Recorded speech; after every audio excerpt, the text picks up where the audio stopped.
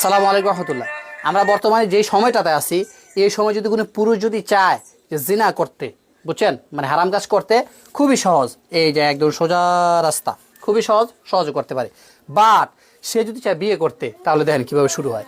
এখান থেকে সে বিয়ে করতে চাইতেছে, এরপর বলতেছে কিসের বিয়া, তুমি বড় হও, বড় এনে বিয়া শাদী করবা, এত তাড়াতাড়ি বিয়া শাদী করার দরকার আছে মিয়া, জীবনে বড় না হইলে কি ভালো বিয়া করতে পারবা?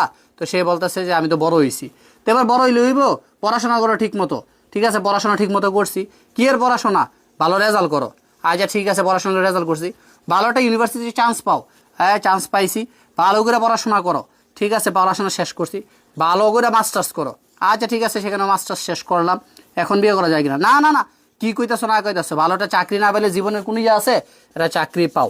তো আরে ভাই, আমার তো অনেক চাহিদা আছে। চাহিদা থাকলে সমস্যা নাই, রিলেশনশিপ, প্রেম করো। ঠিক আছে, তারপর সময় পার করো। কি করতে হবে?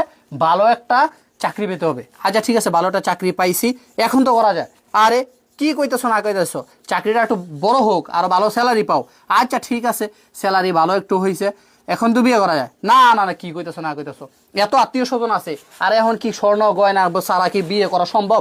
না না, সুতরাং ভালো করে স্বর্ণ গয়না কিছু জোগাড় করো বউরে দেওয়ার লেগে। আচ্ছা ঠিক আছে, করলাম, করলে হবে?